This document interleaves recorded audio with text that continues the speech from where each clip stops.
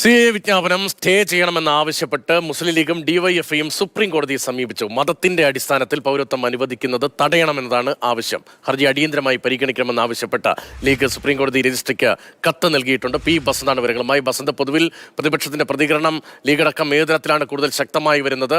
കോടതി ഈ വിഷയം വീണ്ടും വേഗത്തിൽ പരിഗണിക്കുന്നതിനുള്ള സാധ്യതയുണ്ടോ?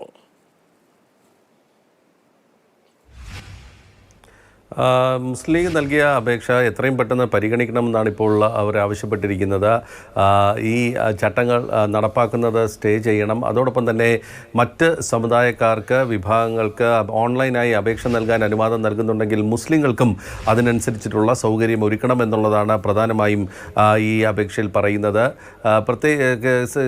മുസ്ലിം ലീഗിന് വേണ്ടി അഡ്വക്കേറ്റ് ഹാരിസ് മീരാനാണ് ഇപ്പോൾ സുപ്രീം കോടതിയെ സമീപിച്ചിരിക്കുന്നത്. ഏറ്റവും ഇത് പറയുന്നത് മതത്തിൻ്റെ അടിസ്ഥാനത്തിലുള്ള ഇത് ഭരണഘടന വിരുദ്ധമാണ് എന്നുള്ളൊരു ആരോപണമാണ് ഉന്നയിച്ചിട്ടുള്ളത്.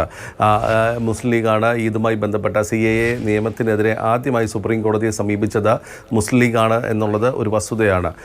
ഇപ്പോൾ ഡിവൈഎഫ്ഐയും ഈ സമാനമായ ഒരു ഹർജിയുമായി സുപ്രീം കോടതിയെ സമീപിച്ചിരിക്കുന്ന ഒരു സാഹചര്യമുണ്ട്.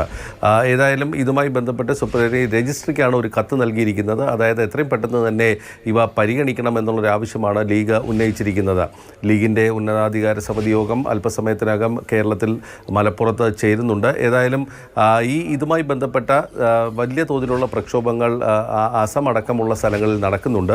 അസാമിൽ ഇന്നലെ രാത്രി തന്നെ CAAയുടെ വിജ്ഞാപനം, ഈ ചട്ടങ്ങളുടെ വിജ്ഞാപനം കീറിക്കളഞ്ഞുകൊണ്ടുള്ള സമരമുണ്ടായി.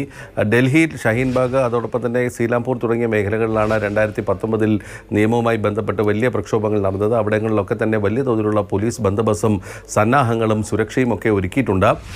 ഫ്ലാഗ് മാർച്ചും കഴിഞ്ഞ ദിവസം നടത്തിയിട്ടുണ്ട്. പക്ഷേ ഇന്ന് വലിയ തോതിലുള്ള പ്രക്ഷോഭങ്ങളൊന്നും തന്നെ ഈ ഭാഗത്ത് കണ്ടിട്ടില്ല. അതേസമയം ഡൽഹി യൂണിവേഴ്സിറ്റിയിൽ വിദ്യാർത്ഥികളുടെ ചില പ്രതിഷേധങ്ങൾ ഇന്ന് പ്രഖ്യാപിച്ചിട്ടുള്ളതല്ലാതെ മറ്റ് പ്രതിഷേധങ്ങളൊന്നും തന്നെ ഇപ്പോൾ ഡൽഹിയിലോ സമീപ പ്രദേശങ്ങളിലോ ഇല്ല. അസാമിൽ ഇതിനെതിരെ ശക്തമായ പ്രതിഷേധം നേരത്തെ തന്നെ ഉയർന്നിരുന്നതാണ്. CAAയും അതോടനുബന്ധിച്ചുള്ള NRCക്കെതിരെയുമാണ് വലിയ പ്രക്ഷോഭം അസാമിൽ നടക്കുന്നത്. ഇന്നലെ രാത്രി തുടങ്ങിയ സമരമാണ്. അതിന്നും തുടരുമെന്ന് അസാമിൽ പ്രതിഷേധിക്കുന്നവർ അറിയിച്ചിട്ടുമുണ്ട്.